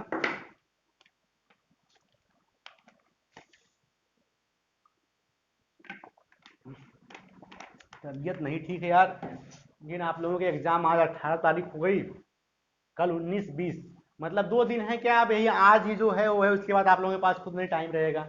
अब आप लोग जितना पढ़ लेंगे, जितना रिवीजन कर लेंगे, उतना आपको याद हो जाएगा। चलिए ठीक है, अक्षांश एवं देशांतर रेखाओं को समझ लेते हैं, यहाँ से प्रश्न बनते हैं। कितने महत्वपूर्ण पॉइंट है वही सब हम कवर कर रहे हैं, आप लोग देखिए ध्यान से। देखिए ये मेरे प्यारे दोस्तों है पृथ्वी, ये हम बना दिए, क्या था ये, पृथ्वी, पृथ्वी बना दिए। देखिए पृथ्वी पर कुछ अक्षांश एवं देशांतर रेखाएं, आपको पहले पॉइंट याद रखना, ये काल्पनिक रेखाएं हैं। अगर हम मेरे प्यारे दोस्तों, ये देखिए पृथ्वी है, ये पृथ्वी है, दिख रहा है, ये पृथ्वी है, और इस पृथ्वी को हम ऐसे मारे खचाक से मारे, और ये 0 डिग्री पे पृथ्वी के 2 भाग हो जाएं, पृथ्वी के 2 भाग, देखिए ये बना जो भूमध्य रेखा ना, एकदम बीचों बीच मारे ऐसे तलवार से, एकदम एक या यहाँ से मारे, एक ऊपर एक नीचे हो जाए, तो ये 0 डिग्री पे जो इसको 2 भागों में बांटता है, उसको क्या कहते हैं, भूमध्य रेखा कहते हैं। ये हमने लिया खूब बड़ी सी तलवार और इसको मारा ये खच्चाक से, और ये बन गया क्या बताइए, भूमध्य रेखा, ये 0 डिग्री। इस 0 डिग्री अक्षांश रेखा को इक्वेटर या भूमध्य रेखा कहते हैं। अब यहां से आपको क्या करना है, ये देखिए सबसे ऊपर जाना है और सबसे नीचे जाना है। आपको अक्षांश संख्या उनख्या यादें नहीं करना है यार, थोड़ा सा अगर समझ ले हम लोग तो याद करने की जरूरत ही नहीं है। खामखा रटते रहते हैं कि अक्षांश रेखा पूछेगा तो 181 होगा, और वो पूछेगा तो 179 होगा, पता नहीं क्या क्या पूछेगा। चलो देखो, ये सबसे पहले हो गई अक्षांश रेखा, एक हो गई हमारी, इसको क्या कहते हैं, भूमध्य रेखा कहते हैं। अब देखो, अब यहां से उठाओ, हमको यहां तक जाना है, यहां से यहां तक जाना है, इसके बीच का एंगल बताओ कितना है, 90 डिग्री। अब यहां से तुम एक बार 1 डिग्री का एंगल लेके खींचो, 2 डिग्री का एंगल लेकर खींचो, 3 डिग्री का एंगल लेकर खींचो, और ऐसे एंगल लेके यहां तक खींचोगे कितने डिग्री का, और इसको खींचते खींचते जब यहां तक पहुंच जाओगे ऐसे, ये 90 डिग्री का एंगल बनेगा। इसका मतलब तुम एक एक डिग्री का एंगल लेकर कितनी रेखाएं खींच सकते हो, ऊपर 90 ठो यहाँ खींच सकते हो, और उसी तरह अगर नीचे खींचोगे तो 90 नीचे खींच सकते हो, और ऐसे ये सारी रेखाएं ऐसे बन जाएगी ना 90, तो 90 तो यहां से यहां तक खींचे, और 90 यहां से यहां तक खींचे। अब देखो कंफ्यूजन हो रहा होगा, ये जो रेखाएं हैं ये अपने वास्तव में अपने आप में एक सर्कल का निर्माण करती है, पूरा वृत्त। यहाँ पे दिख रहा है जो छोटा सा ना, ये देखो भूमध्य रेखा पूरा सर्कल है कि नहीं, पूरा वृत्त है कि नहीं, यहाँ पे देखो कर्क रेखा पूरा वृत्त है कि नहीं, ये पूरा यहाँ से यहाँ तक कर्क रेखा है। ये मत समझना कि 2D में यहाँ तक है, ये वास्तव में पृथ्वी का फिगर यहां से समझ में आएगा। देखो ये पूरा सर्कल का निर्माण कर रही है, एक पूर्ण वृत्त बना रही है। देखो ये भूमध्य रेखा है, पूर्ण वृत्त बना रही है। ऐसे ही ये जितनी भी रेखाएं हैं, जितनी भी अक्षांश रेखाएं हैं, ये वास्तव में एक, देखो ऐसे जूम करो, ये देखो पृथ्वी, ये पृथ्वी बनी ऐसे, ये देखो पृथ्वी गोल सी, और ये देखो भूमध्य रेखा ऐसे गोल से बनी। इसके ऊपर जितनी भी रेखाएं बन रही हैं, जितनी भी अक्षांश रेखाएं बन रही हैं, ये अपने आप में कंप्लीट सर्कल बन रही हैं। तो ऐसे 90 ऊपर सर्कल बनेगा, 90 नीचे बनेगा, टोटल कितनी हुई 180, 90 90 180, एक भूमध्य रेखा, एक और जोड़ दो इसमें 181 हो गई। अगर आपसे पूछता है कि टोटल अक्षांश कितनी है, तब आपका उत्तर होगा 181। लेकिन तुम ये समझो कि जैसे जैसे ध्रुव पे आओगे, ध्रुव पे, तो यहाँ पे ये एकदम जगह ही नहीं बचती, एक बिंदु का निर्माण, एकदम मतलब बिंदु बन जाती है, बिंदु बन जाती है।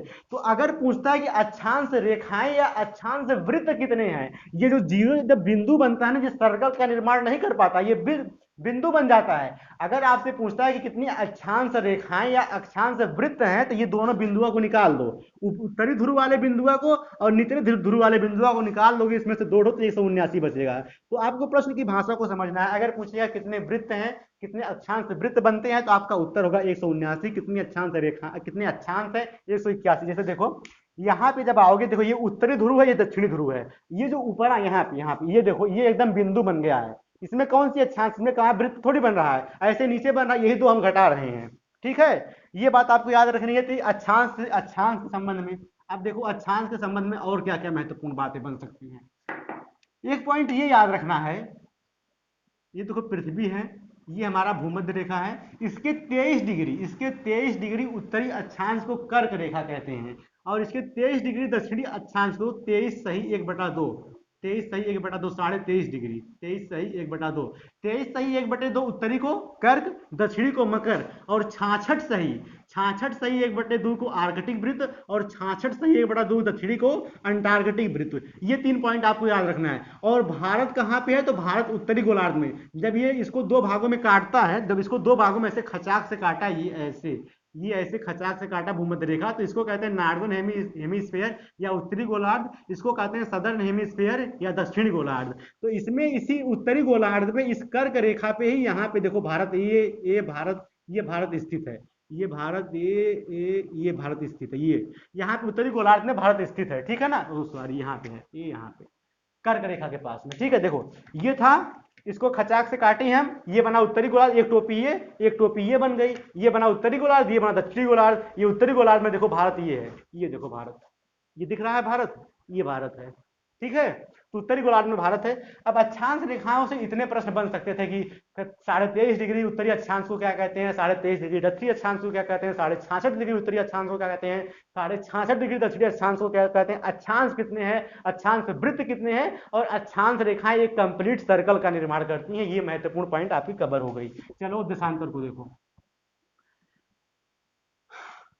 मेरे प्यारे दोस्तों, मेरे प्यारे भाइयों और उनकी बहनों और मेरी बहनें, देखो ये है हमारी पृथ्वी भैया,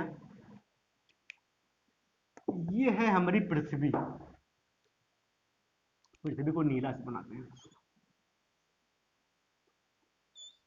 ये पृथ्वी है, ये उत्तरी ध्रुव है, ये दक्षिणी ध्रुव है।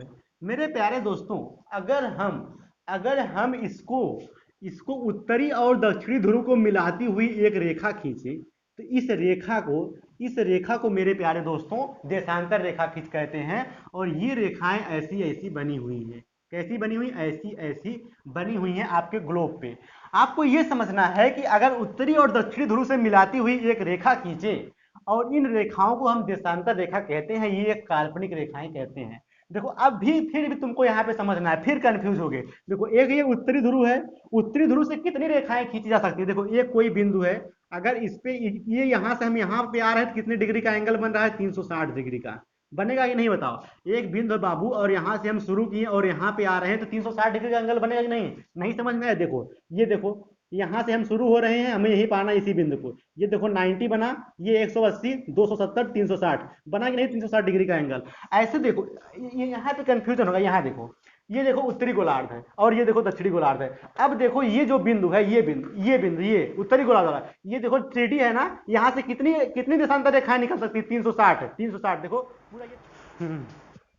चलिए मेरे प्यारे दोस्तों, ये छोड़ दिया था, फिर से हम मतलब इसको कंटिन्यू कर रहे हैं ऐड करके।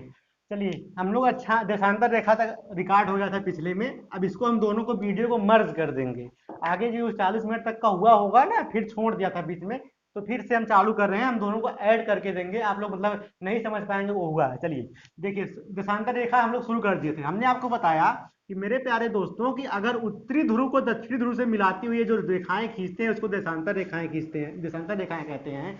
और देशांतर रेखाएं हमने आपको बताया कि ये अगर कोई पॉइंट है और हम यहाँ से शुरू किए तो टोटल कितना एंगल बनेगा, ये टोटल 360 डिग्री का एंगल बनेगा। तो एक बिंदु से यहाँ से कितनी टोटल देशांतर रेखाओं की संख्या कितनी है, 360। तो आपको ऐसे अगर इसको मिला दे, ऐसे इसको मिला दे, ऐसे इसको मिला दे, ऐसे इसको मिला दे, तो इन रेखाओं को देशांतर रेखाएं कहते हैं। आपको ये बात बखूबी ग्लोब में समझ में आ जाएगी। देखिए ये कोई बिंदु है, ये बिंदु दिख रहा है ना, ये बिंदु, यहाँ से कितनी रेखाएं खींची जा सकती है, 360। यहाँ से देखो 360 रेखाएं एक एक डिग्री के एंगल पे खींची जा सकती हैं, और जो खींची भी गई हैं। तो आपको ये बात याद रखनी, देशांतर रेखाएं क्या कहती हैं, और इन्हीं देशांतर रेखाओं की सहायता से हम समय का पता लगाते हैं कि कहाँ पे कब रविवार होगा। यहाँ पे 2 बज रहा है तो जापान में क्या बज रहा होगा, कहाँ पे 5 बज रहा होगा, कहाँ पे 4 बज रहा होगा। इन सारी चीजों का निर्धारण हम वास्तव में देशांतर रेखाओं की संख्या से देशांतर रेखाओं से करते हैं। हम्म अब देखो समय का निर्धारण करते कैसे हैं, यही समझ लें बस थोड़ा सा, बहुत ज्यादा डिटेल में नहीं जाएंगे, डेप्थ में नहीं जाएंगे। देखो होता ये है मेरे भैया, ये देखो 0 डिग्री जो देशांतर रेखा है, 0 डिग्री जो देशांतर रेखा है, इसको GMT, ग्रीनविच मीन टाइम या प्रधान यामोत्तर कहते हैं। देखो इसके अगर पूरब में जाओगे, अगर इसके पूरब में जाओगे तो समय बढ़ेगा। कैसे बढ़ेगा, अगर 1 डिग्री एक देशांतर रेखा जा रहे हो तो 4 मिनट बढ़ेगा, अगर 15 देशांतर रेखा जा रहे हो तो 1 घंटा बढ़ेगा। समझ रहे हो, 15 देशांतर रेखा जाओगे तो 1 घंटा बढ़ेगा। अगर इधर इधर पश्चिम की ओर जा रहे हो तो इतना ही घटेगा। समझ रहे हो, पूरब की ओर जाएगा जाओगे बढ़ेगा, पश्चिम की ओर जाओगे घटेगा। भारत किस गोलार्ध में है, भारत पूर्वी में है, पूर्वी है तो इसका मतलब बढ़ेगा। और जो मानक समय रेखा से कितना आगे है, 5.5 घंटा आगे है, 5.5 घंटा पूर्वी। याद रखना, पश्चिम मत मार के आ जाना, 5.5 घंटा पूर्वी। ये कहाँ से गुजरता है, इलाहाबाद के नैनी से गुजरता है। इसके बाद देखो ये चीज नहीं समझ में आई तो समझो कैसे है। देखो 360 देशांतर रेखाएं हैं, 360 देशांतर रेखाएं हैं। अब ये समझो कि पृथ्वी का परिक्रमा क्या होती है और परिभ्रमण क्या होता है। देखो ये है सूर्य, ये है सूर्य, और ये सूर्य को केंद्र मानकर ये पृथ्वी चक्कर लगा रही है, ये पृथ्वी चक्कर लगा रही है। ये जो पृथ्वी चक्कर लगा रही है मेरे भाई मेरे दोस्त, ये इसका एक परिक्रमा कर रही है, और इस परिक्रमा को करने के लिए 365 दिन लगते हैं। और इसी में हमने बताया कि एक कंडीशन ऐसी आती है जब इसके बीच की दूरी सबसे कम होगी, और एक कंडीशन ऐसी आती है जब सबसे दूरी ज्यादा होगी। दूरी ज्यादा होगी तो क्या होगा, अपसौर कब होता है, 4 जुलाई को। और दूरी सबसे कम होगी तो क्या होगा, उपसौर होगा। इसको क्या होता है, 3 जनवरी को। ये पॉइंट निकल लिया था। अब देखो ये जो परिक्रमा, अब परिभ्रमण क्या होता है, रोटेशन। ये देखो इसका अक्ष है, ये इसकी एक्सिस है, और ये अपने एक्सिस पे 23.5 डिग्री झुकी है। अब ये यहां से कोई पॉइंट है, यहाँ देखो, ये देखो एक पॉइंट है, ये ये एक पॉइंट है, ये एक पॉइंट है, और यहां से घूमना शुरू करी, ऐसे ऐसे ऐसे ऐसे, ये घूम के फिर यहाँ पे आ गई, और यहाँ पे फिर आ गई। मतलब ये एक परिभ्रमण काल अपना पूरा कर ली, एक बार परिभ्रमण काल पूरा कर ली, ठीक है। ये परिभ्रमण काल होता है और परिक्रमण काल होता है, और ये परिभ्रमण काल में इसको 24 घंटा लगता है। 24 घंटा से काटोगे तो ये 15 आएगा, यानी कि 15 देशांतर को करने में इसको 1 घंटा लग रहा है। 15 देशांतर को करने में इसको 1 घंटा लग रहा है, और 1 घंटे का मतलब 60 मिनट। तो एक देशांतर रेखाओं को करने में कितना लगेगा, 60/15, यानी कि 4 मिनट। वही चीज यहाँ पे लिखी गई है, मतलब 60 में। इसको तुम समझ सकते हो ऐसे कैसे होता है। तो पश्चिम में जाओगे तो बढ़ेगा, पश्चिम में जाओगे घटेगा, पूरब में जाओगे घटेगा। इसका कारण क्या होता है, क्योंकि पृथ्वी पृथ्वी जो है पश्चिम से पूरब की तरफ घूम रही है। पृथ्वी पश्चिम की तरफ, ये जो रोटेट कर रही है, ये जो रोटेट कर रही है पश्चिम से पूरब की तरफ घूम रही है, पश्चिम से पूरब की तरफ घूम रही है। ये इसका रीजन है वास्तव में। अब देखो इससे और क्या प्रश्न बनते हैं, इंटरनेशनल डेट लाइन से। देखो मेरे प्यार दोस्तों, समस्या ये हुआ कि मान लो आप जिस गांव में रहते हो। अब ये बात हुआ कि इंटरनेशनल डेट लाइन को गुजारा कहां से जाए, कैसे जाए। देखो इंटरनेशनल डेट लाइन 1884 में वाशिंगटन डीसी में एक बैठक होती है, उसमें ये फैसला लिया जाता है कि जैसे मान लो ये इंटरनेशनल डेट लाइन है, इंटरनेशनल डेट लाइन IDL, और यहाँ से ये तुम्हारा गांव है और यहाँ से गुजर रही है। अब देखो जो जो घर पूरब में होगा उसमें ये दिन बढ़ेगा, इतना मतलब यहाँ पे अगर रविवार है तो यहाँ पे शनिवार होगा, यहाँ पे शनिवार होगा, समस्या उत्पन्न होगी। इसीलिए मेरे प्यारे दोस्तों 180 डिग्री को इंटरनेशनल डेट लाइन माना गया, और इसको प्रशांत महासागर से गुजारा गया। देखो यहाँ पे देखो, इसमें देखो, ये देखो इंटरनेशनल डेट लाइन है, दिख रहा है ना, दिख रहा है। हाँ ये देखो, हम इसको और गाढ़ा कर दे रहे हैं मार्कर से। ये देखो इंटरनेशनल डेट लाइन है, यहाँ से देखो चालू हो रही है, यहाँ से चालू हो रही है, यहाँ से देखो ए ए ए ये देखो आ रही है, ये यहाँ पे, ये प्रशांत महासागर के बीचों बीच निकाली गई है। और ये है कितना, 180 डिग्री, 180 डिग्री अक्षांश रेखा है। देखो यहाँ पे देखो, यहाँ पे देखो रविवार है, पश्चिमी गोलार्ध में रविवार है, यहाँ पे देखो, यहाँ पे रविवार है, यहाँ पे सोमवार है। मतलब अगर पूरब में आ रहे हो तो एक दिन बढ़ेगा, अब पश्चिम में जा रहे हो एक दिन घटेगा। तो ये 180 डिग्री देशांतर रेखा है, क्या नाम से, 180 डिग्री देशांतर रेखा को आईडीएल या इंटरनेशनल डेट लाइन कहते हैं। उसके बाद तो तुमको ये फिर वही मतलब कंसेप्ट है कि अगर इधर आगे जाओगे पूर्व की तरफ तो एक दिन बढ़ेगा, पश्चिम जाओगे तो घटेगा, ठीक है ना। इधर रविवार था तो इधर सोमवार था। उसके अलावा आपको ये पॉइंट याद रखनी है कि ये जो इंटरनेशनल डेट लाइन है अपने स्थान से 8 बार विचलित होती है, 8 बार विचलित होती है। और ये विचलित भी इसीलिए होती है, देखो जैसे देखो यहाँ पे सबसे पहले मुड़ी क्यों, हाई खोपवा में जो रूस आ जा रहा था, हाई खोपवा में इसके ना तनकी से रूस आ जा रहा था, तो रूस को बचाने के लिए हल्का से इधर मुड़ी, फिर मुड़ के इधर आई, फिर ऐसे सीधे जा रही, फिर नीचे देखो न्यूजीलैंड आ गया, न्यूजीलैंड को बचाने के लिए फिर इधर से मुड़ी है। ऐसे देशों को बचाने के लिए प्रशांत महासागर जाते समय जो इंटरनेशनल डेट लाइन जो 180 डिग्री है 8 बार मुड़ी है। ये पॉइंट आपको याद रखना है। देखो भाई ये सारे पॉइंट कवर हो गए। देखो अक्षांश क्या होती है, देशांतर क्या, इंटरनेशनल डेट लाइन, समय निर्धारण, भारत 5.5 घंटा पूर्वी आगे है, कहाँ से गुजरता है, ग्रह हो गया, उपग्रह हो गया, तारा हो गया, ये सारी पॉइंट हमने रिवाइज करा दिया है। अब हमको आपके पास 2-3 टॉपिक और बताएंगे। भाई देखो समय भी बहुत कम है और हिम्मत भी बहुत ज़्यादा नहीं है, और आपको हम बहुत ज़्यादा पढ़ाएंगे भी नहीं, क्योंकि आपको कंफ्यूजन क्रिएट नहीं करेंगे। जो आप लोग पढ़े हैं आज इसमें रिवाइज कर लीजिए, बाकी याद कर लीजिए, नहीं तो हम बताते रहेंगे तो आप लोग फिर कंफ्यूज होइएगा, तो फिर उसका सोल्यूशन भी नहीं हो पाएगा, ठीक है। अब देखो हल्का सा ज्वालामुखी के बारे में देखो, 2-3 पॉइंट हो सकता है पूछ ले ज्वालामुखी के बारे में। देखो पृथ्वी के अंदर मेरे भाई जैसे आप नीचे जाओगे तो उसमें टेम्परेचर बढ़ता है, और अंदर सब मैग्मा भरा हुआ है, और उस मैग्मा को बाहर निकलना, जब वो लावा बन के बाहर निकलता है, उसमें जो हलचल होती है तो पृथ्वी को फाड़ के वो बाहर निकल जाता है, और वो लावा की तरह निकलता है। आप लोग देखते भी होंगे, सुने भी होंगे, ज्वालामुखी के बारे में पढ़े भी होंगे। अब इसमें देखो ये सब चीजें पूछेगा नहीं, तुम लोगों को 2-3 पॉइंट पूछेगा। क्या क्या पूछेगा समझो। सबसे पहले आपसे अगर पूछता है, सबसे पहले आपसे अगर पूछता है, क्या पूछता है कि सबसे ऊंची सक्रिय ज्वालामुखी कौन है, सबसे ऊंची सक्रिय ज्वालामुखी कौन है, और सबसे क्या नाम से ऊंचाई पर स्थित, सबसे ऊंचाई पर स्थित। देखो सबसे ऊंची अगर पूछेगा ये है कोटापैक्सी, कोटापैक्सी, कोटापैक्सी, ठीक है। और पूछेगा सबसे ऊंचाई पर स्थित, सबसे ऊंचाई पर स्थित तो इसका है ओजस डल सल्वाडोर। देखो क्या अंतर है, समझो पहले बात को। सबसे ऊंची और सबसे ऊंचाई का क्या मतलब है। देखो सबसे ऊंची अगर पूछेगा, सबसे ऊंची अगर पूछेगा तो कोटापैक्सी, सबसे ऊंचाई पर स्थित अगर पूछेगा तो ओजस ओजस डल सल्वाडोर। देखो ये मान लो कोई ये है और ये कोई पहाड़ है, ठीक है, और यहाँ पे ये जो है ये स्थित है, ये तो इतनी लंबी है, यहां से लेके इतनी लंबी है। ये सबसे ऊंची अगर पूछेगा तो ये है कोटापैक्सी, और ये है कहाँ, इक्वाडोर में, इक्वाडोर में। इक्वाडोर कहाँ है, दक्षिण अमेरिका का एक देश है इक्वाडोर। अगर पूछेगा सबसे ऊंचाई पर स्थित, अगर यहाँ पहाड़वा पूछे हो, पहाड़वा पे हो और हाई इतना छोटा हो, तो सबसे इससे ज्यादा ऊंचाई पर है कि नहीं, इससे ज्यादा ऊंची है कि नहीं, इससे ज्यादा ऊंची पर है, लेकिन इसकी लंबाई ज्यादा नहीं है, लेकिन इससे ऊंचाई पर स्थित है। इसका आंसर होगा अल ओजस डल सल्वाडोर। ये कहाँ पे है, चिली और अर्जेंटीना के बॉर्डर पे। देखो दक्षिण अफ्रीका का मैप बना के दोनों को तुमको दिखा देते हैं कहाँ पे है, तब तुम लोगों को समझ में आ जाएगा।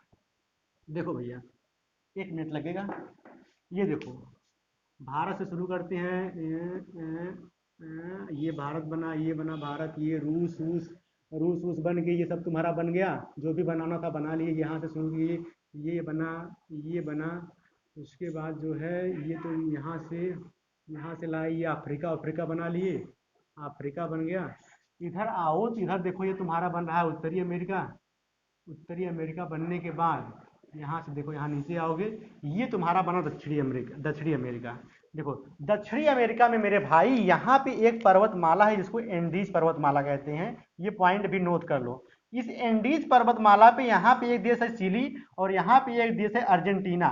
इन्हीं दोनों पे, यहाँ एंडीज पर्वतमाला पे ही ये तुम्हारा है ओजस डल सल्वाडोर जो हम बताए थे, ओजस डल सल्वाडोर। और यहाँ पे एक दोस्त देश है इक्वाडोर, यहाँ पे है कोटापैक्सी, कोटापैक्सी। तो पूछेगा सर्वाधिक ऊंचाई पर कोटापैक्सी, सर्वाधिक ऊंची कोटापैक्सी, सर्वाधिक ऊंचाई पर ओजस डल सल्वाडोर। अच्छा, इसके साथ ही साथ मतलब पढ़ाई रहे तो कुछ चीजें और बता दें, कुछ महत्वपूर्ण महत्वपूर्ण पर्वत देख लो, अगर हो सकता है विश्व के पूछ ले। सबसे पहले आपको याद रखना है ग्रेट बैरियर रीफ, यहाँ पे है ऑस्ट्रेलिया में। ग्रेट बैरियर रीफ कहाँ पे? ऑस्ट्रेलिया में। एंडीज पर्वत श्रेणी कहाँ पे है? दक्षिणी अमेरिका में। इसकी सबसे ऊंची चोटी का नाम एंकाक, इसकी सबसे ऊंची चोटी का नाम एंकागुआ है। यहाँ पे कौन सी पर्वत है? रॉकी पर्वत है। यहाँ पे भारत में क्या है? हिमालय है। उसके अलावा तुमको ये क्या याद रखना है, यहाँ पे क्या है? क्या नाम से, यहाँ पे एटलस है। कहाँ पे बताओ? अफ्रीका में। यहाँ पे तुमको याद रखना है यूराल पर्वत है। ये सब विश्व के पर्वत हैं, बुक में दिया हुआ है, एक बार देख लेना। हम जो महत्वपूर्ण है देखो, जैसे मान लो रॉकी हुआ उत्तरी अमेरिका में, एंडीज हुआ दक्षिणी अमेरिका में। उसके अलावा ग्रेट बैरियर रीफ हुआ यहाँ पे है ऑस्ट्रेलिया में। हिमालय पर्वत हुआ, हिंदू कुश पर्वत है यहाँ पे। इसके अलावा एटलस पर्वत है यहाँ पे। यूराल पर्वत तुम देख लेना। इसके अलावा क्या देखोगे? ये महत्वपूर्ण पर्वत भी हम यहाँ पे कवर करा दिए हैं तुमको, ठीक है। विश्व के, भारत की जब जोग्राफी ऑफ इंडिया पढ़ेंगे तो भारत का कवर कराएंगे। इसके अलावा देख लेना, इसके अलावा जो है देख लेना क्या नाम से, महत्वपूर्ण पठार वगैरह भी देख लेना। महत्वपूर्ण नदियाँ देख लेना, यहाँ पे नील नदी निकलती है यहाँ से। विक्टोरिया झील है यहाँ पे अफ्रीका में ही। और उसके अलावा क्या देखोगे? उसके अलावा जो है कि ये सारे महत्वपूर्ण पॉइंट हैं। अगर हम पढ़ाते डिटेल में तो बताते, लेकिन जो महत्वपूर्ण चीज़ें हैं वो सब देख लो। उसके अलावा क्या नाम से, यहाँ पे सहारा डिजर्ट है, सहारा डिजर्ट देख लेना। यहाँ पे इसकी सबसे ऊंची चोटी इंकागुआ है। उसके अलावा तुमको क्या नाम से, यहाँ ऊपर तिब्बत का पठार है। ये दक्कन का ट्रैप है भारत में। इसके अलावा जो है क्या नाम से, मंगोलिया का पठार है। मंगोलिया का नहीं है शायद, क्या नाम से है, चीन में हो। चलो ठीक है, ये महत्वपूर्ण पॉइंट है पठार का। जब अभी हम पठार पढ़ाएंगे तो बताएंगे और चीजें डेप्थ में। बाकी इतनी महत्वपूर्ण बातें ये सब हम बताए हैं क्या यहाँ पे तुमको, ज्वालामुखी के संबंध में। ज्वालामुखी के संबंध में इतनी महत्वपूर्ण बातें हो गई हैं, ठीक है। चलो भैया, अब हम लोग पढ़ते हैं एटमॉस्फियर। एटमॉस्फियर से कहाँ से कितने प्रश्न बनते हैं, बस वही देख के हम वर्ल्ड ज्योग्राफी से आप लोगों से विदाई मांगेंगे। और ज्योग्राफी ऑफ इंडिया एक बार और रिवाइज करा देंगे। सब कुछ सही चल रहा है ना? स्पेस तो कम नहीं है? इसको थोड़ा सा ऐसे हो जा, ऐसे। ठीक है, चलो भैया। हाँ, 40 मिनट का मतलब 40 20 60, 1.5 घंटे मतलब हो जाएगा। चलो देखो, वायुमंडल में हम तुमको क्या क्या पढ़ना है। सबसे पहले वायुमंडल की परतें तुमको पढ़ना है। वायुमंडल के परत के बाद जो तुम्हारी हवाएं वगैरह है थोड़ा देखना है। उसके बाद जो है जैसे नाम सुने हुए गरजता चालीसा, प्रचंड पचासा, चीखता साठा, ये सब चीजें क्या है, प्रचलित हवाएं क्या, स्थानीय हवाएं क्या है, कोरियालिस बल या फेरल का नियम क्या है। तो जो कॉन्सेप्चुअल चीजें जो बहुत महत्वपूर्ण है, बस वही बताएंगे। हम पहले बता रहे हैं, हम बहुत ज्यादा डेप्थ में नहीं जाने वाले, क्योंकि समय भी नहीं है। और उसके साथ साथ आपका रिवीजन करा रहे हैं हम। नहीं तो हमें पढ़ाना हो तो अभी ज्योग्राफी वोग्राफी यार इतनी कॉन्सेप्चुअल चीजें हैं, जब तुम लोग आओगे इलाहाबाद में, ज्योग्राफी जिसको मिलेगी, जिसका अच्छा नंबर होगा उसको तो मिलेगी ही। जैसे मान लो हमें ज्योग्राफी मिली थी, यार पीछे वो ना लगे, ज्योग्राफी मिली थी तो ज्योग्राफी में बहुत ब्राड में पढ़ाई जाती है सब चीजें, सब सविंदर सिंह वगैरह की बुक हैं, बहुत मतलब वो चीजें हैं। जिसको ज्योग्राफी मिलेगी वो पढ़ेगा आगे, जिसको नहीं मिलेगा वो ऐसे रटेगा।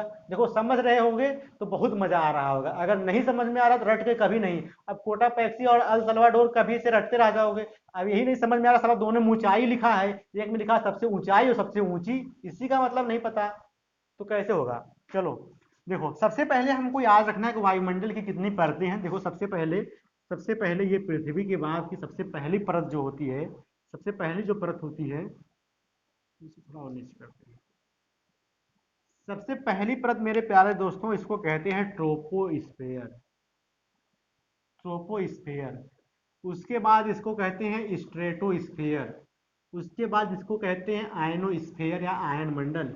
उसके बाद इसको कहते हैं एक्सोस्फेयर या बहिर्मंडल। देखो हिंदी में लिखो और इंग्लिश में हम बोल रहे हैं। हिंदी में लिखो इसको क्षोभ मंडल। क्षोभ मंडल, अंग्रेजी वाले लिखेंगे ट्रोपोस्फेयर, हिंदी वाले लिखेंगे समताप मंडल, अंग्रेजी वाले लिखेंगे स्ट्रेटोस्फेयर। इसको लिखेंगे हिंदी में, हिंदी वाले आयन मंडल, अंग्रेजी वाले लिखेंगे आयनोस्फेयर। इसको लिखेंगे उसके बाद क्षोभ मंडल, समताप मंडल। ये यार सीक्वेंस थोड़ा नीचे हो गया, सबसे ऊपर ये है क्षोभ मंडल, ये है क्षोभ मंडल, ये है क्षोभ मंडल, ये है समताप मंडल। ये है आयन मंडल, अंग्रेजी में लिखेंगे आयनोस्फीयर, इसको इंग्लिश में लिखेंगे एक्सोस्फीयर, हिंदी में बहिर्मंडल। देखो भैया, सबसे पहले आपको ये समझना है, ये जो है सबसे पहली परत को क्या कहते हैं, ट्रोपोस्फेयर।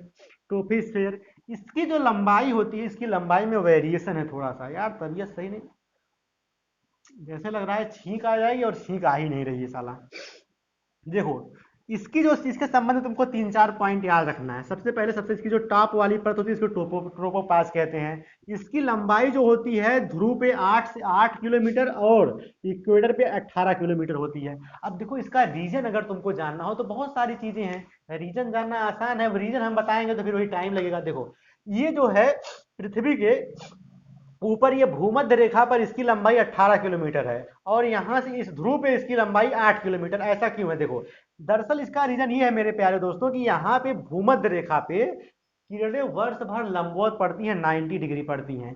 और तुम लोग पढ़े होंगे जो पोलर एरियाज हैं, पोलर एरियाज में बर्फ पड़ता है, सब कुछ बर्फ, जैसे अंटार्कटिका वगैरह सब बर्फ बर्फ है। यहाँ पे कौन रहता है? यहाँ पे कोई रहता है क्या, या रूस वगैरह में? यहाँ पे इसका कारण ये, इसके दो कारण है। पहला, यहाँ पे सूर्य की किरणें लंबवत पड़ती है, जब लंबवत पड़ती है तो यहाँ की जो गर्म, जो यहाँ की गैस होती है वो गर्म होकर ऊपर उठ जाती है। पहला कारण ये है, इसलिए यहाँ से ये 8 ना होकर 18 हो जाता है। और यहाँ पे सूर्य की किरणें नहीं पड़ती है तो ये बैठी रहती है, हवा उठ नहीं पाती है। दूसरा चक्कर ये है कि जब ये पृथ्वी पश्चिम से पूरब की ओर ऐसे घूम रही है, अगर देखो ये ऐसे घूम रही है, तो एक बल होता है अपकेंद्री बल। अपकेंद्री बल का मतलब केंद्र से बाहर की ओर ढकेलना। देखो, अगर ये ऐसे घूम रही है तो यहाँ पे अपकेंद्री बल ज्यादा होगा इसकी तुलना में। देखो, यहाँ पे ज्यादा ऐसे कोई नचाओगे, कोई चीज भर के ऐसे नचाओ तो बाहर कहाँ लगेगा, बीच वाले पोर्शन पे ज्यादा झटका लगेगा बाहर की तरफ, और यहाँ पे कम लगेगा। यहाँ पे अपकेंद्रीय बल होता है, भूमध्य रेखा पे ज्यादा होता है, जिसकी वजह से इसकी लंबाई 18 किलोमीटर और यहाँ पे 8 किलोमीटर होती है। ये पॉइंट आप लोग पढ़े होंगे, लेकिन हमने समझा दिया कि एक्चुअल में होता ऐसा क्यों है। और पता है, आप लोग जब ज्योग्राफी में सर्च करोगे SS ओझा सर के नाम से, जो यहाँ के HOD हुआ करते थे जब हम लोग फर्स्ट ईयर में आए थे, जब मैं फर्स्ट ईयर में आया था, क्या नाम से, हम लोग ज्योग्राफी की क्लास करने गए तो एटमॉस्फेयर SS ओझा सर पढ़ाते थे। आप लोग सर्च करना ज्योग्राफी पे SS ओझा, ज्योग्राफी वाले प्रोफेसर SS ओझा, जो यहाँ के HOD हुआ करते थे ज्योग्राफी डिपार्टमेंट के इलाहाबाद यूनिवर्सिटी में। तो वो जब एटमॉस्फेयर पढ़ा रहे थे तो हम भी थे क्लास में। अब क्लास में सर यही पूछे, यही चीज पढ़ा रहे थे। अब बोले कि कौन बताएगा कि इसकी जो लंबाई है यहाँ पे 8 क्यों है, यहाँ पे 18 क्यों है। सब लोग, मतलब बहुत लोग बताएं, जिनको आ रहा था सब लोग अपने अपने ढंग से बताएं। फिर हमें भी मौका मिला, हम भी बताएं, फिर हम खड़ा होकर बताएं कि सर ऐसा इसलिए होता है। इसका दो कारण है। पहला बात की, भूमध्य रेखा पर वर्ष भर सूर्य की किरणें लंबवत पड़ती है, जिसके कारण यहाँ पे तापमान अधिक होने के कारण हवा गर्म होकर ऊपर उठती है। और दूसरा कारण, यहाँ पे अपकेंद्रीय बल ज्यादा होता है, जो आज हम आपको समझा रहे हैं। ये बात वास्तव में वहां पे बताए थे, और आप विश्वास मानो, ऐसे सोझा सर इतनी बेहतरीन ढंग से, मतलब इतना अप्रिशिएट किए। और मैं पहली बार क्लास में खड़ा होकर बोल रहा था तो मुझे बोले कि बेटा, तुम्हारे शरीर में सरस्वती का वास हो रहा है, उनका स्वागत करो। बहुत अच्छा लगा। तो आप चीज़ों को कॉन्सेप्चुअली समझेंगे और क्लास में बताएंगे, इसका जो इंटरेक्शन होगा ये अपने आप में बहुत यूनिक चीज़ होती है। ये चीज़ सिर्फ महसूस करी जाती है। तो आप लोग समझते रहिए और आइए तो ढंग से पढ़ाई कीजिए, यही हम कहना चाहते हैं। और हमारा कोई उद्देश्य नहीं था ये बात बताने का आपको। चलिए, यहाँ पे 8 क्यों होता है, यहाँ पे 18 क्यों होता है, ये बात समझ में आ गई। यहाँ पे दो तीन पॉइंट आपको ध्यान से समझना है ट्रोपोस्फीयर के बारे में। सबसे पहले, यहाँ पे बादल का बनना, बिजली गरजना, तड़कना फड़कना, बारिश बुरिश होना, आंधी तूफान आना, ये सारी घटना होती है ट्रोपोस्फीयर में। दूसरी बात आपको याद रखना है कि यहाँ पे ये देखो, यहाँ इधर जाओगे टेम्परेचर बढ़ रहा है, इधर घट रहा है, इधर माइनस में है, इधर टेम्परेचर माइनस में है। सबसे पहली बात, इसका टेम्परेचर इधर जाने पे घटता है। मतलब जैसे जैसे ऊपर जाओगे ये टेम्परेचर घटता जाएगा। कितना घटेगा? 1000 मीटर पे, 1000 मीटर पे 6.5 डिग्री सेंटीग्रेड, यानी कि 100 मीटर, 165 मीटर लगभग पे 1 डिग्री सेंटीग्रेड घट जाएगा। तो ये घट रहा है। अच्छा, ये चीज और याद रखना है कि अगर यहाँ पे एक विशेष तरह की घटना, जिसको थर्मल इन्वर्जन या तापीय प्रतिलोपन कहते हैं, वो क्या है? यहाँ पे देखो, अगर बढ़ रहा है टेम्परेचर, यहाँ पे जाने पे घट रहा है, अगर किसी कारण बस ये टेम्परेचर इधर जाने पे बढ़ने लगा तो इसको थर्मल थर्मल इन्वर्जन या तापीय प्रतिलोपन कहते हैं। जैसे देखो, एग्जांपल समझो इसका भी। एग्जांपल जो हम बता रहे हैं जैसे ओझा सर के बता रहे हैं, मेरा एग्जांपल नहीं है भाई, जैसे ओझा सर ही दिए थे हम लोगों को, और तभी से याद है। क्या दिए थे कि मान लो यहाँ पे ये है, यहाँ पे जाने पे टेम्परेचर घट रहा है। कैसे घट रहा है? 1000 मीटर पे 6.5 डिग्री सेंटीग्रेड। लेकिन तुम एज्यूम करो कि यहाँ तुम गांव में जला दिए कौड़ा। क्या कौड़ा जानता है कोई? जिसको अलाव कहते हैं, तप्ता कहते हैं, गांव में अलग अलग नाम से कहते हैं। यहाँ पे तुम ये देखो, यहाँ पे जाने पर 1000 डिग्री 1000 मीटर जाने पे 6.5 डिग्री सेंटीग्रेड का घटना, इसको तापमान सामान्य तापमान पतन दर या इंग्लिश में नॉर्मल लैप्स रेट कहते हैं। लेकिन अगर तुम यहाँ पे आग जला दिए, तप्ता या कौड़ा जला दिए, और यहाँ से यहाँ पे एक बाल्टी पानी लाकर छनाक से फेंके, जैसे फेंके ये छनाक से उठ के यहाँ से, जिसको जितना धुआं होगा इसका ना, यहाँ से उठ के यहाँ आ जाएगा, और ये धुआं जब गर्म होकर उठेगा तो यहाँ पे तो जाके गर्म कर देगा, और यहाँ पे ठंडी हवा आ जाएगी, तो ऊपर हो गया गर्म, नीचे हो गया ठंडा। तो इसीलिए इस घटना को थर्मल इन्वर्जन या तापीय प्रतिलोपन कहते हैं। मेरे प्यारे दोस्तों, कोहरा का पड़ना, ओस पड़ना, बर्फबारी होना, ये सारे ही जो होते हैं, ये वास्तव में सारी घटनाएं तापीय प्रतिलोपन के कारण होती है, तापीय प्रतिलोपन या थर्मल इन्वर्जन के कारण होती है। उम्मीद करता हूं थर्मल इन्वर्जन आपको समझ में आ गया होगा कि यहाँ से इधर जाने पर जो तापमान घटता है उसको नॉर्मल लैप्स रेट कहते हैं। लेकिन अगर ऐसी कोई विशेष परिस्थिति बन जाए जिससे तापमान बढ़ने लगे ट्रोपोस्फीयर में, तो इस विशेष घटना को तापीय प्रतिलोमन या थर्मल इन्वर्जन कहते हैं। ये 3 पॉइंट आपको याद रखना है, बादल बनता है और तापमान घटता है, ये सारी पॉइंट यहाँ पे 8 होती है, यहाँ पे 18 होती है, ये सारे पॉइंट क्षोभ मंडल के संबंध में। स्ट्रेटोमंडल में कहीं भी यहाँ पे तो तापमान लगभग कांस्टेंट हो जाता है या फिर हल्का फुल्का बढ़ने भी लगता है। यहाँ पे आपको ये याद रखना है कि सबसे पहले ये हवाई जहाज उड़ाने के लिए सबसे आदर्श मानी जाती है। देखो जो हवाई जहाज उड़ती हैं तो ये 18 किलोमीटर इसको पार करके, ट्रोपोस्फीयर को पार करके ये चली जाती है स्ट्रेटोस्फीयर में या समताप मंडल में। तो हवाई जहाज उड़ाने के लिए आदर्श मंडल कौन है? समताप मंडल। और इसी समताप मंडल में ओजोन की लेयर है। इसकी तुमको याद रखना, ये 18 से 30 है इसकी ऊंचाई जो है। उसके बाद तुमको ये याद रखना है कि ये हवाई जहाज के लिए आदर्श होती है और इसमें ओजोन परत पाई जाती है। ओजोन परत को मापने की इकाई डाप्सन इकाई होती है। इसके इकाई द्वारा इसको मापा जाता है। इसके अलावा तुमको याद रखना 2 पॉइंट बस सफिशियंट है, इसके अलावा इससे ज्यादा नहीं याद रखना है। देखो आयन मंडल में क्या होता है, आयन मंडल में जितने भी तुम्हारे सैटेलाइट होते हैं, जितने भी उपग्रह लॉन्च किए जाते हैं, जैसे आज नेटवर्किंग हो रही है, प्रसारण चल रहा है, दुबई में मैच हुआ हम लोग देख रहे हैं, तो ये सारी चीज क्या होती है, यहाँ पे कोई सैटेलाइट लॉन्च की जाती है और इस सैटेलाइट से ऐसे हम लोगों को सिग्नल मिलता है। ये जो सैटेलाइट और दूरसंचार टेलीविजन के लिए आदर्श मंडल आयन मंडल है। उसके अलावा जब हम लोग बहिर्मंडल में आते हैं तो फिर यहाँ से टेम्परेचर बढ़ने लगता है। और ये इतनी पॉइंट आपको याद रखना है, टेलीविजन के लिए ये है, हवाई जहाज के लिए ये है, बारिश वर्षा के लिए ये है, टेम्परेचर कैसे घटता बढ़ता है, कौन से मंडल से क्या होते हैं, ये सारे पॉइंट याद रखना, प्रश्न यहीं से बनेंगे। अब हम लोग वायुमंडल के बारे में मोटे मोटे तौर पे जान लिए हैं, क्या महत्वपूर्ण प्रश्न बन सकते थे, फुहारा कैसे बनता है, सारी चीजें हम लोग थर्मल इन्वर्जन भी देख लिए हैं। अब हम लोग चलते हैं किस पे, बताओ, एक महत्वपूर्ण पॉइंट और है। महत्वपूर्ण पॉइंट क्या है वो समझो।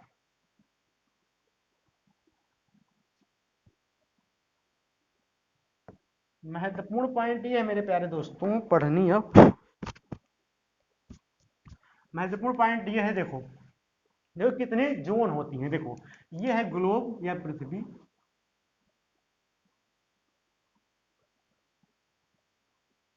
नहीं बना सही।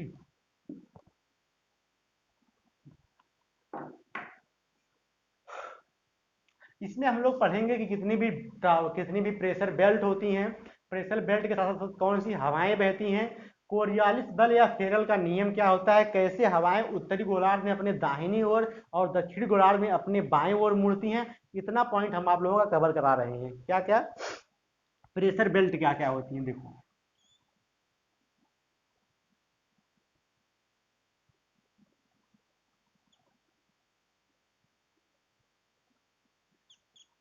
मेरे प्यारे दोस्तों, ये देखो है इक्वेटर,